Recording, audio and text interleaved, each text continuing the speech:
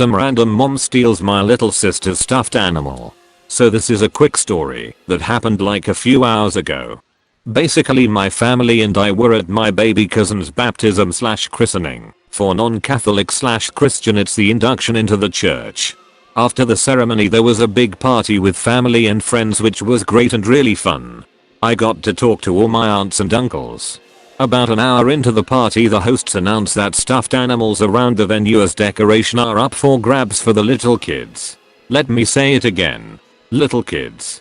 Anyways my sister who is 5 goes and grabs a stuffed elephant, her favorite animal.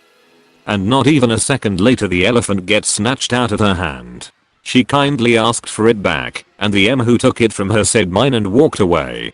My mom tried to ask for the stuffed animal back, but the M just left the party early to avoid confrontation. Nothing else really happened, so sorry if you were selecting some grand ending.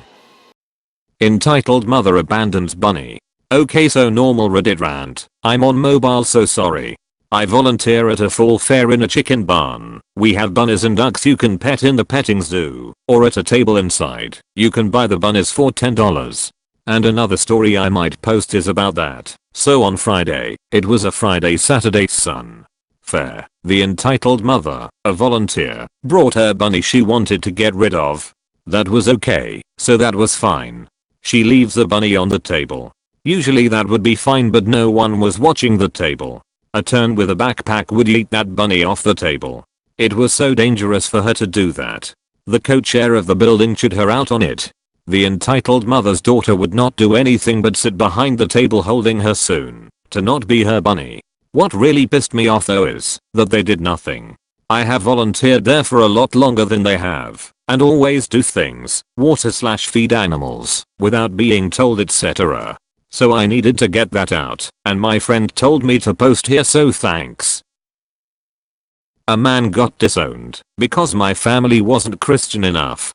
This is not my story, but rather the story of my cousin who I'll just refer to as C for no real reason. Also, obligatory written on mobile comment. C didn't have the best living environment for a long time with her parents being borderline abusive towards her siblings. Luckily, her 2 brothers got out, but since she was the youngest, she still had to live with them. Her health was rapidly declining, and her parents had begun to act abusive to her. For a short period they used to live in New York, until they moved to Alabama. There, C met this one guy who she began to date. I'll call him V for victim. Eventually, C graduated high school and got the hell out of her parents' life and moved back up to New York and had a long distance relationship with V. However, up in New York she got an under-the-counter job and was practically scammed and her life was getting worse. Now, this part 1 I'm a bit hazy on, but it is the point where V's parents gets crazy. They disowned V. Why? Well, they did snooping onto C's social media and continued to check all of her family members also and came to the conclusion that C wasn't Christian enough. The real kicker? C went to church 3 times a day. Right when C was getting used to living in New York, she got hit with this and left to Wisconsin to help V. Now, my cousin works during the night shift of a hotel and is still living with her boyfriend. I know this is kind of anticlimactic and not much of a story, but it fucking sucks. It sucks so much that the lives of these 2 were screwed over by parents neither of them wanted. It sucks that they can't live the way they want. This entire situation is fucked. I just hope it gets better. Angry lady at an arcade. Today I went to an arcade, time zone for anyone is wondering, and I went to the front desk with my family after we had finished our games. We were looking at the prizes and figuring out how many tickets we had when this lady, looked about 40, and her son, around 7 to 9, come to the desk. The woman pulls cash out of her wallet and asks for a prize worth 8,000 tickets. That amount of tickets is hard to obtain, even if you win the jackpot on the gambling machines. The man at the desk told the lady that you have to earn the prizes and not pay $10. Yes, she was trying to pay for a giant Shy Guy soft toy for $10. She then starts screaming at the poor guy and then she looks around for her husband and tries to explain why she just screamed at someone in her arcade in front of 30+ people. He then tells her how she shouldn't do that, so she decides to ignore him and go back to yelling at the dude at the desk. The worker then once again explains that she needs to pay for games and then earn the probably $200 to $300 prize. My son doesn't want to play your worthless games, all he wants is that soft toy. She was soon escorted out by center security.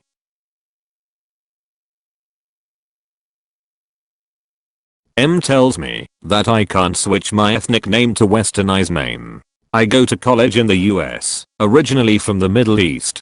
Once I arrived here I came to conclusion that my name is hard to pronounce. And given that I would start college in a year, had a gap year, switching my name to something easier for the tongue would be wise. So I went with say Maximum. A year later I'm in college. And the college had an option to set a preferred name in your account. I did that, and now Maximum shows up literally everywhere. All my professors and TARs know me by Maximum. Now I will admit it's kinda weird for someone with my facial features to be going by this name. But so far I'm satisfied. I don't like to get personal with people. Back when I used my birth name, my country of origin will always pop up in small talks. And all those conversations are alike as they all come out as dry as my hometown. So Maximum as an alias wasn't that bad of an idea, plus I get to fuck with people, tell them that I'm from here, act offended, blah blah blah. Anyways, my parents found out and they confronted me about it. My mom used the religious argument back when I was Maximum and religious. And honestly, it just shut me off from inside. Do we really need to parade everything we stand for? Do I look like I need more attention being the one of the few brown people in town? I really like it here. My friends know me as Maximum. They know my real name, but choose to still call me Maximum. Today I'm no longer religious and Maximum honestly fits me better than my brown name. I shut off my social media accounts to keep my family in the dark. And life is good. Come home with my daughter. Let's hop right in, no introduction. Cast F. Friend me M. Entitled mother Ed. Entitled daughter. One day I was jogging with F, and we sat down on a nearby bench because we were getting tired. While we were there, M and Ed came over to us. Ed was wearing a bikini because we were running on a beach, and M was wearing a straw hat with a black shirt with blue jeans. This was back in the summertime. Ed came running toward me while I was startled because I thought she was going to run into me. She came and the conversation went as followed. Ed, hey there handsome, how would you like to spend a night with these babies? Referring to her breast. Me, again, and no. M finally comes over, and I thought that she would tell Ed to stop, and of course she didn't. The conversation continued. Ed, oh come on, you know you want to. I'd love to spend a night with your sexy ass. Me, in my head I'm thinking, am I in a club or something? No thank you. M, oh come on, you obviously have nothing better to do than hang around with your little boyfriend. Me, oh no he's not my boyfriend. She interrupts me. M, oh so then you're perfect for my daughter. Ed, now talking to my friend, hey you piece of shit, get away from my boyfriend. Me, I'm not your boyfriend. Ed, maybe this will change your mind. She fucking sits on my lap. Me, whoa, get off of me lady. Ed, no. Puts her hand in my area and squeezes hardly. F, hey get off of him right now or I will call security. M, no way, how else am I going to get grandkids? At this point I'm like fuck it, because at first I didn't want to hurt her feeling or anything, but now I'm just like okay fuck this. I grab her arm and pull her hand off of my area, lift her off me, then run with F as I can. Attempts to steal my $1,500 MacBook. So a bit of backstory, I have a lot of stress and don't like being in public places for long times. If I do it often means I'm not as keen to go outdoors again. Anyway, I was on the train for a 3-hour journey. Everything was going okay until the returning journey. I had noticed a kid sat on the opposite aisle from me. He looked about 7, behaving really crazy, screaming, the whole lot. The mum was Karen to a T. I sighed, opened my MacBook, and started doing some Photoshop work I had been meaning to do. I put on my headphones and listened to my music, distracting myself from the situation next to me. All was fine until around 10 minutes later, I felt a tap on my jumper.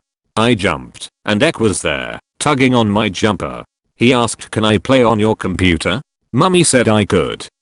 I was confused and replied, "Oh, did she?" She gave me a stern glare. I told the kid I can't as it costs a lot of money, and he went back to his seat. I thought that was it. 2 minutes later, M walks up to me, holding X's hand. She asks, "Excuse me, did you tell my son that he can't use your computer?" I was taken aback and simply said, "Yes ma'am, I did. This is very expensive and I don't want it to be damn." She instantly cut me off. "Don't ma'am me, missy."